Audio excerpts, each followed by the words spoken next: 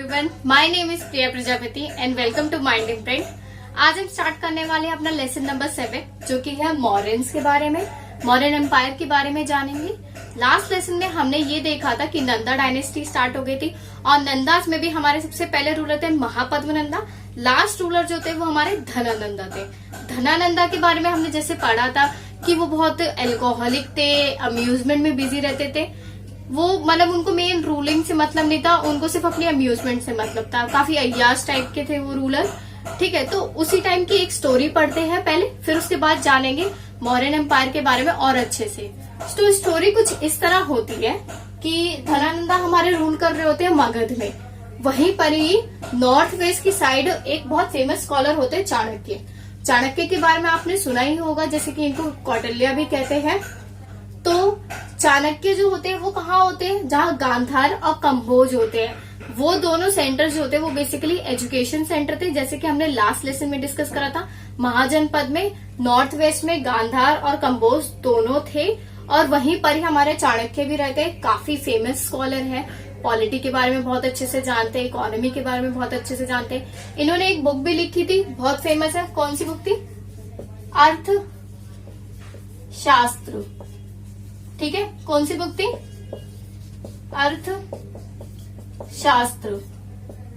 बहुत famous book है। इनसे हमें काफी सारी चीजें पता लगती है मौर्यन एम्पायर के बारे में। और भी दो बुक्स और भी है जिनसे हमें ये पता लगता है कि मौर्यन एम्पायर कैसी थी। कौन सी दो बुक्स है? एक हमारी है इंडिका, जो कि किसने लिखी थी? मेगास्थेनिस ने लिखी थी। मेगास्थेनिस के बारे में भी हम आगे डिस्कस करेंगे।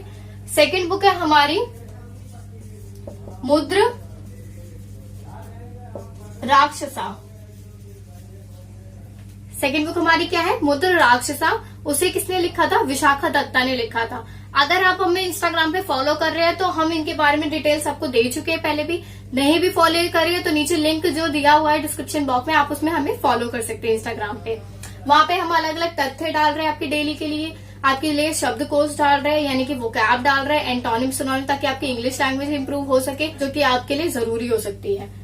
ये 3 बुक से हमें पता लगता है कि मौर्यन एम्पायर कैसी थी, उनकी सोसाइटी कैसी थी, उनकी पॉलिटी कैसी थी, रूलर्स कौन कौन से थे। ठीक है, तो ये तीनों बुक्स काफी बार पूछी भी जा चुकी है एग्जाम्स में। तो धनानंदा और चंद्रगुप्त मौर्य के बीच में लिंक बनाया था किसने? चाणक्य ने। देखिए, चाणक्य की स्टोरी ये थी कि चाणक्य ने एक बुक लिखी थी जो अर्थशास्त्री। तो जब वो बुक मतलब एक तरीके से वो अपना बुक का प्रमोशन करने के लिए मगध की साइड गए थे। उन्हें पता था वहां पर एक राजा है, चाहे वो कैसा भी राजा हो, उनको ये पता था कि वहां पर एक राजा है, तो क्यों ना उसको वहां पर अप्रोच किया जाए। क्या पता वो मेरी पॉलिसीज को अपना ले, क्या पता एम्पायर बढ़ जाए। ठीक है, तो वो इस वजह से गए थे। वहां जब वो गए तो धनानंदा हमें बताइए वो एल्कोहलिक थे या याशी टाइप के थे। उन्होंने काफी ज्यादा इंसल्ट करी इनकी, किसकी? चाणक्य की इंसल्ट करी काफी ज्यादा। तो उनको बहुत बुरा लगा चाणक्य को। चाणक्य को जब बुरा लगा तो वो चाहते थे कि बदला लिया जाए, इस राजा को मैं हटा के रहूंगा थ्रोन पर से, ये राजा नहीं बनेगा। उसी टाइम की बात है जब चाणक्य के ही स्टूडेंट थे चंद्रगुप्त मौर्य। ठीक है, तो चाणक्य ने ये चीज देखी, चंद्रगुप्त मौर्य जो थे काफी ज्यादा इन्फ्लुएंशियल थे, काफी ज्यादा कहते हैं ना कि हाँ एक चमक, एक वो स्पार्क था उनके अंदर, वो चीज देखी। तो जब उन्होंने ये चीज देखी तो उन्होंने उसको ट्रेन करा और चंद्रगुप्त मौर्य ही फिर बाद में जाके धनानंदा को हराते हैं। उसी से हमारी स्टैब्लिश होती है मौर्यन डायनेस्टी। ठीक है, चंद्रगुप्त मौर्य के बारे में हम आगे भी डिस्कस करेंगे। इन्हीं के बेटे बाद में बिंदुसारा होते हैं। बिंदुसारा के ही बेटे फिर आगे चल के अशोका, जो कि रूलर बनते हैं। अशोका के बारे में आपने सुना ही है। चंद्रगुप्त मौर्य के बारे में और जान लेते हैं। वो काफी पावरफुल रूलर थे। इनफैक्ट उन्होंने जो उनकी पूरी एम्पायर थी वो नॉर्थ टू साउथ काफी ज्यादा एक्सटेंड करे थे। इनफैक्ट जो ये पूरा अफगानिस्तान का एरिया है, यहाँ पे पूरा ये नॉर्थ, ये साउथ, ये जो पूरा अफगानिस्तान का एरिया है, यहाँ से लेकर ये पूरा एम्पायर जो था वो इनका था। इनफैक्ट ये सबसे पहले रूलर थे जिसने इतनी बड़ी एम्पायर खड़ी करी थी। ठीक है, ऑल्सो इन्होंने साउथ तक तो ये नीचे गए नहीं थे इतने, इन्होंने साउथ का एरिया जो था वो छोड़ दिया था। ठीक है, मतलब वो यहीं तक थे, आंध्रा तक ही गए, नीचे नहीं गए थे। क्यों? क्योंकि इनके साउथ की जो डायनेस्टीज थी, साउथ में भी उस टाइम पे 3 डायनेस्टीज थी। कौन सी थी? चेरास, पांड्यास एंड चोलास। ये 3 बहुत फेमस डायनेस्टीज थी।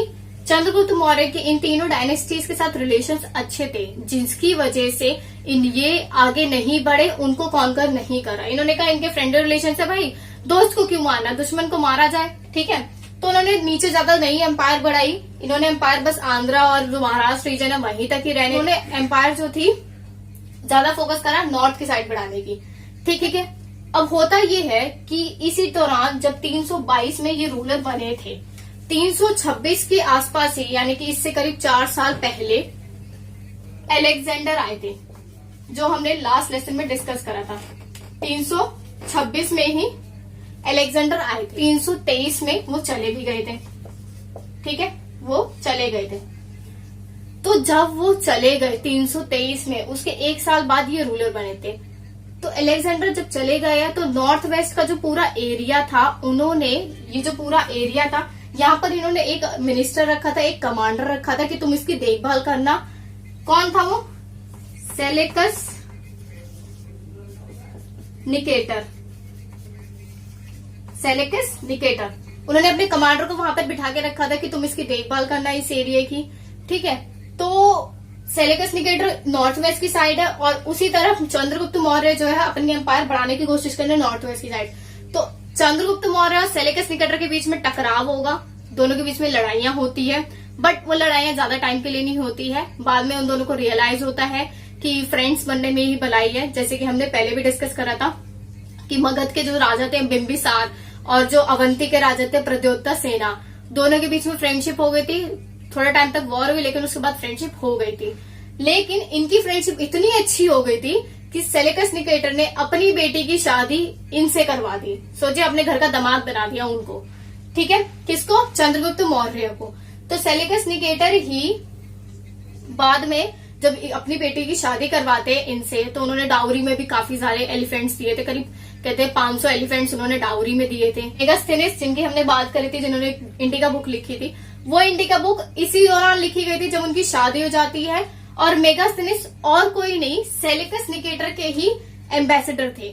सेलेकस निकेटर ने ही मेगास्थेनिस को भेजा था ताकि वो चंद्रगुप्त मौर्य या मौर्यन डायनेस्टी की सोसाइटी, पॉलिटी और अच्छे से समझ सके। तो उसको समझा उन्होंने और उसको इस बुक में उन्होंने कंपाइल कर दिया, ठीक है। तो उसी टाइम की बात है कि मेगास्थेनिस चंद्रगुप्त के कोर्ट में आए थे, उन्होंने ये बुक लिखी।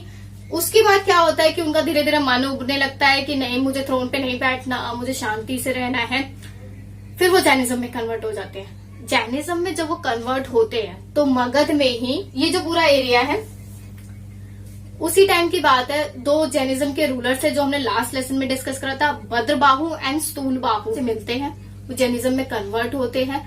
और जैनिज्म में कन्वर्ट होने की पहली कंडीशन ये थी कि आपको सारी चीजें त्यागनी पड़ेगी। तो वो अपना शासन वासन पूरा त्याग देते हैं, अपना शासन जो था, अपनी थ्रोन जो थी, गद्दी जो थी, वो अपने बेटे के लिए छोड़ जाते हैं। कौन? बिंदुसारा के लिए, ठीक है। बिंदुसारा के बारे में हम आगे डिस्कस करेंगे। तो जब वो स्थूलबाहु और भद्रबाहु से मिलते हैं, तो फिर हमने जैसे डिस्कस करा ही था कि जैनिज्म में कन्वर्ट होने के बाद क्या होता है, अगर अचानक से ऐसा होता है कि वहां पे फ्लड आने वाला होता है, तो स्थूलबाहु कहते हैं कि भद्रबाहु, तुम और चंद्रगुप्त मौर्य साउथ की तरफ चले जाओ, साउथ में जाके जैनिज्म फैलाओ, जैनिज्म को प्रमोट करो। लेकिन साउथ की तरफ जो चंद्रगुप्त जा रहे होते तो सल्ले खाना एक जगह है, वहीं पर ही उनकी मृत्यु हो जाती है, वहीं पर वो मर जाते हैं। कौन सी जगह पे? सल्ले खाना, ठीक है। सल्ले खाना जगह है एक साउथ में, वहीं पर उनकी मृत्यु हो जाती है। तो अब हम डिस्कस करेंगे मौर्यन एम्पायर के बारे में और डिटेल में। चंद्रगुप्त मौर्य के बारे में हमने डिस्कस करा ही था कि उनका टाइम पीरियड कहां से था, 322 से 298 तक था, यानी कि 298 BC तक था। वो एक खास बात और क्या थी चंद्रगुप्त मौर्य की, स्पेसिफिकली वैसे मौर्यन डायनेस्टी की ही है, कि रॉक एडिक्ट स्टार्ट करे थे। क्या स्टार्ट करे थे? Rock addicts. अब ये क्या होते हैं कि पत्थर पे लिखना स्टार्ट करा था। देखिए, पत्थर पे लिखने से क्या होगा, कहते हैं ना, वो पत्थर की लकीर हो जाएगी। तो वो पत्थर की लकीर ही ये लोग करते थे कि कोई भी चीज अगर पत्थर पे लिख दी जाएगी तो वो लिख दी गई है भाई, उसके बाद उसको चेंज नहीं करा नहीं जा सकता, ठीक है। तो रॉक एडिक्ट्स भी मौर्यन एम्पायर ने ही स्टार्ट करा था। पहले क्या था, रॉक पे पेंटिंग बनाई जाती थी, जैसे पैलेलिथिक में हमने देखा, नियोलिथिक, मतलब जो भी लिथिक है इसमें ज्यादा पेंटिंग्स ही बनाई गई है। पिलर इंस्क्रिप्शन भी आपने सुना होगा, अशोका का पिलर इंस्क्रिप्शन इलाहाबाद में, वो भी एक पत्थर की लकीर ही है, उसमें अपने जो भी उन्होंने हराया है, जो भी उन्होंने जीता, उसके बारे में उन्होंने दिया हुआ है। ठीक है, तो उन्होंने इसलिए लिख दिया क्योंकि सोचो ना, मतलब वो कब करा गया था, ऑलमोस्ट आई थिंक 273 BC के आसपास की वो बात है, और वो अभी तक चल रही है। तो सोचो कितना ज्यादा टाइम हो गया, उसको कुछ नहीं हुआ, भी हम पढ़ सकते हैं। तो वही चीज है कि मतलब उसको लिख दिया गया है तो लिख दिया गया, उसको चेंज नहीं करा जा सकता। इन्होंने स्टार्ट करी थी किसने? मौर्यन डायनेस्टी ने। चंद्रगुप्त के बाद आते हैं उनके बेटे बिंदुसारा। बिंदुसारा को अमित्र हंता के नाम से भी जाना जाता है। क्या? अमित्र हंता। ठीक है, इनका टाइम पीरियड जो था, जैसे ही कन्वर्ट हुए थे जैनिज्म में, उन्होंने बिंदुसार को अपने थ्रोन पे बिठा दिया था। बिंदुसार ने फिर 298 से 273 BC तक रूल करा है। इन्होंने आजीविका फॉलो करी थी। देखिए बहुत बड़ी बात है ये चीज कि इस मॉडर्न डायनेस्टी में जो भी है, हर एक जनरेशन ने अलग अलग रिलीजन फॉलो करा है। जैसे कि चंद्रगुप्त मौर्य थे, मौर्य ने जैनिज्म फॉलो करा, जैनिज्म फॉलो करा, और उसके बाद अमित्र हंता आया तो वो आजीविका फॉलो करेंगे। बुद्धिज्म फॉलो करेंगे अशोका, जैसे कि हमने कहा भी था, सेकंड बुद्धिस्ट काउंसिल अशोका ने करवाई थी पाटलिपुत्र में, तो वो बुद्धिज्म फॉलो करेंगे। बहुत बड़ी बात है। सोचिए अगर आज के टाइम पे अगर ऐसी चीज हो जाए तो कितनी बड़ी बात रहेगी कि आपके पापा समझ लो, या आपके दादाजी है, आपके दादाजी जैनिज्म फॉलो कर रहे हैं, आपके पापा आजीविका फॉलो कर रहे हैं, आप बुद्धिज्म फॉलो कर रहे हैं। Is it possible today? Possible नहीं है ना आज के टाइम पे रिलीजन बदलना। आजीविका की बात करते हैं, देखिए नाम थोड़ा वैसा है लेकिन बहुत सिंपल सी चीज है। इसको इंग्लिश में कैसे लिखते हैं ये भी बता देती हूँ मैं साथ साथ। आजीविकाइज्म। ठीक है, आजीविकाइज्म लिखते हैं। जैसे आज के टाइम पे हम मानते हैं कॉम्पिटेटिव एग्जाम में अगर हमारा सिलेक्शन नहीं होता तो हम कहते हैं हमारी किस्मत में नहीं था, तो वो किस्मत वाला जो रिलीजन है वो आजीविकाइज्म ही है। ठीक है, एज सिंपल एज दैट। जो लोग अपनी डेस्टिनी में बिलीव करते हैं, अपने नियत में बिलीव करते हैं, नियति में बिलीव करते हैं, किस्मत में बिलीव करते हैं, वो आजीविकाइज्म फॉलो करते हैं। तो बिंदुसारा अपनी किस्मत में बिलीव करते थे, इस वजह से उन्होंने आजीविकाइज्म फॉलो करा था। उसके साथ साथ ये कहा जाता है, दीपावमसा जो कि एक लिटरेचर है, उसमें ये चीज लिखी गई है कि अशोका को उन्होंने, जो उनके बेटे हैं, उज्जैन का उन्होंने वाइसरॉय बनाया था। अशोका को उज्जैन का वाइसरॉय बना दिया था। तो उसके बाद हुआ ये था कि काफी ज्यादा तबीयत खराब थी इनकी, तो जब वो मरने वाले थे तो उनके जो दूसरे बेटे थे, जिनको उन्होंने नॉर्थ वेस्ट एरिया दिया हुआ था, इनको तो उज्जैन का एरिया दिया हुआ था, लेकिन यहाँ पे ये उज्जैन का एरिया ने उनको दिया हुआ था। एक जो था वो नॉर्थ वेस्ट की साइड पे थे इनके बेटे एक। तो जब वो मरने वाले थे तब उन्होंने ये चीज बोली थी कि उस जो बेटा इनका यहाँ पर है उनको बुलाया जाए और वो थ्रोन पे बैठेगा, मेरे बाद वो थ्रोन पे बैठेगा। लेकिन जो अशोका रहते हैं, अशोका उस टाइम पे जब ये चीज पता, मतलब जब ये चीज सुनते हैं कि हाँ उसको बैठाने वाले गद्दी पे, उसको बुला रहे हैं, वो थे तक्षशिला में। तक्षशिला से आने में ही टाइम लगता मगध में। उसी दौरान की बात है कि अशोका और उनके साथ में एक मिनिस्टर भी थे, राधा गुप्ता करके, दोनों जने ने मिलकर ये प्लान बनाया कि नहीं, अशोका थ्रोन पे बैठेगा। तक्षशिला से वो वापसी आ जाओ, उससे पहले तुम थ्रोन पे बैठ जाओ। कौन? अशोका। तो बैठ जाते हैं, अल्टीमेटली फिर वो रूल करते हैं। बाद में लड़ाई वड़ाई भी होती है लेकिन कोई फायदा नहीं होता, अशोका रूलर बन चुके रहते हैं। ठीक है, तो ये स्टोरी थी। उन्होंने अपनी बाप की बात नहीं मानी थी और वो थ्रोन पे बैठ गए थे। ऑल्सो अब अशोका की बात करते थे कि अशोका बहुत ज्यादा इंपॉर्टेंट है एग्जाम के परस्पेक्टिव से। इनकी डेथ हो जाती है 273 में, उसके जस्ट बाद ये रूलर बन जाते हैं 273 में ही, और 232 BC तक वो थे। काफी लंबा टाइम तक रूल करा था उन्होंने। ऑल्सो अशोका है, वो जब पैदा हुए थे तो उनकी मदर बहुत खुश हुई थी कि उनको एक बेटा हुआ है, उनको एक बच्चा हुआ है, बहुत खुश थी। तो अशोक, शोक का मतलब होता है कि दुखी होना, अशोक मतलब कि खुश होना, उसका उल्टा हो गया।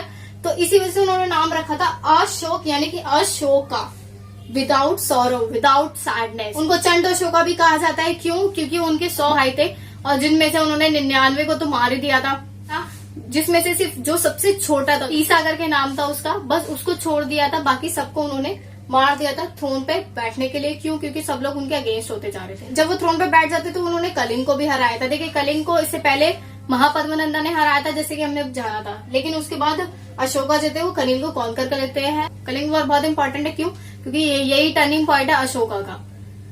कलिंग वॉर होने के बाद उनको ये लगता है कि बहुत खून खराबा हो गया यार, बहुत, मैंने अपने 99 भाइयों को मार दिया है और ये वॉर भी इतनी हुई है, इतनी ज्यादा वॉर हो रही है, तो क्यों ना मतलब शांति फैलाई जाए, क्यों ना धर्म वगैरह फैलाया जाए। क्यों कर रहे हैं हम क्यों लड़ रहे हैं, हम इतना खून क्यों बहा रहे हैं। कहते हैं ऐसा कि मतलब उनके अंदर की वो कहते हैं ना ह्यूमैनिटी, इंसानियत जागी उठी थी, उनको शांति चाहिए थी। अब जैसे चंद्रगुप्त मौर्य थे, उनको अचानक से बोर हो गए थे अपने शासन से, तो वो जैनिज्म में कन्वर्ट हो गए। वैसे ये बुद्धिज्म में कन्वर्ट हो जाते हैं और शांति फैलाने लगते हैं बाद में। ऐसा नहीं है कि बाद में वॉर नहीं होते, वॉर तो बाद में भी होगी, बट अब इनका मेन मोटिव ये है कि वो धर्म को फैलाएंगे। तो धर्म को फैलाने के लिए उन्होंने अशोका धम्मा ही स्टार्ट करा था। धम्मा को ही धर्म कहा जाता है दूसरी लैंग्वेज में। ये जो धर्म है ये कोई एग्जैक्टली धर्म नहीं था, ये बेसिकली गाइडलाइंस थी कि आपको ये चीजें करनी चाहिए। फॉर एग्जाम्पल अपने पेरेंट्स को ओबे करो, अपने पेरेंट्स की बात मानो, जो भी दास वगैरह है उनको प्यार से रखो, और भी बहुत सारे गाइडलाइंस थे उन्होंने फैलाना स्टार्ट करा था। उसी को कहा जाता है अशोका धम्मा, और अशोका धम्मा को ही उन्होंने रॉक एडिक्ट्स पे भी लिखवाया था ताकि ज्यादा से ज्यादा लोग पढ़ सके, और उसको जो कॉमन पीपल की लैंग्वेज होती थी उसी में ही लिखवाया था ताकि लोगों तक, ज्यादा से ज्यादा लोगों तक पहुंचे ये चीज। ठीक है, तो ये थी हमारी अशोका की स्टोरी। और अशोका के बाद ज्यादा अच्छे रूलर्स नहीं आए, मतलब जो छोटे मोटे रूलर से ज्यादा कुछ कर नहीं पाए। वो लास्ट रूलर बल्कि बृहद्रथ रहते हैं। मौर्यन एम्पायर इतनी ज्यादा कमजोर हो चुकी रहती है कि जो लास्ट रूलर होते हैं बृहद्रथ, उनको उनके कमांडर इन चीफ जो रहते हैं, जो उनका कमांडर रहता है पुष्यमित्र शुंगा, वही हरा देगा, वही उनको मार के गद्दी पे बैठ जाएगा, और उसके बाद स्टार्ट होगी हमारी शुंगा डायनेस्टी। अब हम डिस्कस करेंगे कि कैसे इतनी बड़ी एम्पायर कैसे डिक्लाइन होते गए, क्या रीजंस रहे होंगे। जब इतने फेमस रूलर्स हैं अशोका जैसे, चंद्रगुप्त जैसे, तो फिर क्या दिक्कत हुई थी। देखिए, पहले हम बात करते हैं उनके एडमिनिस्ट्रेशन के बारे में। उनका एडमिनिस्ट्रेशन काफी ज्यादा सेंट्रलाइज था, यानी कि जो भी कामकाज होते थे वो हर चीज जो थी वो जब तक राजा की परमिशन नहीं होगी तब तक नहीं कर जा सकते। हर चीज में राजा की परमिशन की जरूरत होती थी।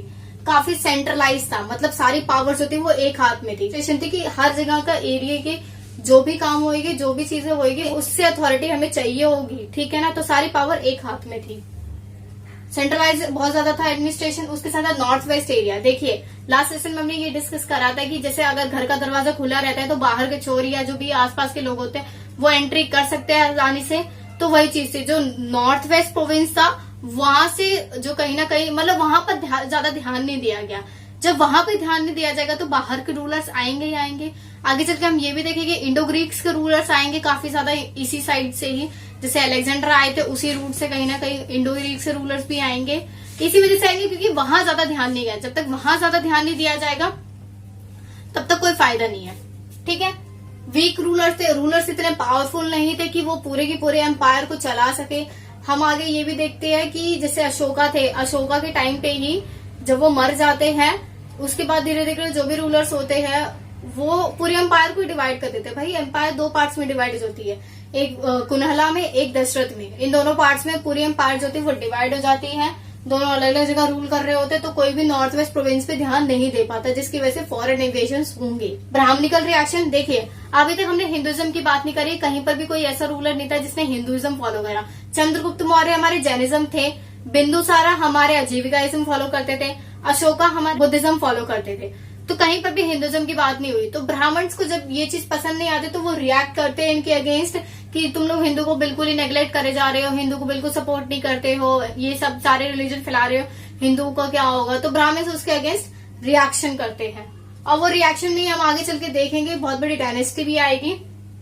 सोसाइटी की बात करते हैं, देखिए अब तक हमने जितनी भी सोसाइटीज में बात करी वुमेन्स का रोल इतना अच्छा नहीं था। जैसे लेटर वैदिक के टाइम पे ही वुमेन्स का इतना अच्छा रोल नहीं था, बहुत दबा के रखा जाता था, ठीक है ना। रामायण महाभारत में जैसे हमने देखा ही है, पूरी पेट्रियार्क की सोसाइटी थी, तो वही चीज थी। लेकिन यहाँ उल्टा था, मॉडर्न डायनेस्टी जो थी वो काफी ज्यादा ब्रॉड माइंडेड थी। उन्होंने वुमेन्स को राजा के बॉडीगार्ड बनाया गया था। सोचिए राजा का बॉडीगार्ड जो होता है वो काफी पावरफुल होता है, तो इसका मतलब वुमेन्स को रखा गया, तो यानी कि वुमेन की पोजीशन काफी अच्छी रहेगी कि राजा का बॉडीगार्ड बनाया जाए। उसके साथ साथ वुमेन की रीमैरिजेस करने के लिए भी अलाउ कर दिया गया था, ठीक है। तो वुमेन की पोजीशन काफी ज्यादा अच्छी थी, इनफैक्ट उनको काफी फ्रीडम भी दी गई थी। फिर बात करते हैं इकोनॉमी की। अब तक हमने देखा था उत्तर वैदिक काल के दौरान कि जो टैक्स दिया जाता था वो 1/6 दिया जाएगा जो भी हम प्रोड्यूस करेंगे, लेकिन वो टैक्स अब जो है 1/4, 1/4 देना पड़ेगा हमें राजा को। उसके साथ साथ मोनोपोली आ गई थी। मोनोपोली मतलब होता है कि जब आपके आसपास का कोई कंपटीशन नहीं होता। एक सिंपल सा एग्जांपल लेते हैं, आपके आसपास अगर एक ही शॉप है, एक ही स्टेशनरी की शॉप है, 5 किलोमीटर के अंदर सिर्फ एक ही स्टेशनरी की शॉप है, तो वो जितना मर्जी प्राइस बढ़ाए कम करे, लोग वहीं से ही सामान लेंगे, ठीक है। उसकी मोनोपोली है वहां पे। ये मोनोपोली होती है कि वो उसकी खुद की पावर है, उसके आगे पीछे कोई कंपटीशन नहीं है, कोई कॉम्पिटिटर नहीं है, वो मोनोपोली होती है। तो मोनोपोली यानी कि जो राजा थे उसकी मोनोपोली हो गई थी, उन्होंने काफी सारे चीजों में मोनोपोली करी थी, जैसे फॉरेस्ट में, मिनरल्स में, इन सब में उन्होंने मोनोपोली कर दी थी। कि फिर बात करते हैं पंचमार्क कॉइन्स की। पंचमार्क कॉइन्स में आने लग जाएंगे, हम देखेंगे जैसे हमने लास्ट टाइम डिस्कस ही करा था कि पंचमार्क कॉइन्स आ गए थे, ठीक है, उनका यूज अभी भी कंटिन्यू था। तो मेन यही रीजन थे जिसकी वजह से इतनी बड़ी एम्पायर डिक्लाइन होती गई। पावर्स, अगर इसका मतलब हम ये सीख सकते हैं कि पावर्स हमें डिस्ट्रीब्यूट करनी है। डिसेंट्रलाइजेशन वर्ड यहीं से ही आता है। सेंट्रलाइजेशन मतलब होता है पावर्स एक हाथ में होना, डिसेंट्रलाइजेशन होना उसका बंटवारा होना, हम बांटेंगे। तो इसका मतलब अगर हम अपनी लाइफ में ही डिसेंट्रलाइज कर ले पावर्स को, तो क्या हमारी लाइफ अच्छी नहीं हो जाएंगी? ठीक है। और जो हमारा घर का दरवाजा है, यानी कि जो हमारा मेन एंट्रेंस है, अगर हम उसकी देखभाल करें, कोई आ जा ना सके, तो शायद हमारे घर में चोरी ना हो। सीसीटीवी कैमरेज तो आ ही गए, ठीक है। ब्राह्मणिकल रिएक्शन, यानी कि उन्होंने ये रिएक्शन इसलिए करा क्योंकि उनको इग्नोर करा जाता था। तो हमारी लाइफ में हमें किसी को भी ऐसे इग्नोर नहीं करना है, किसी को भी नेग्लेक्ट नहीं करना है कि यार ये कुछ नहीं कर सकता या ये कुछ नहीं कर सकता।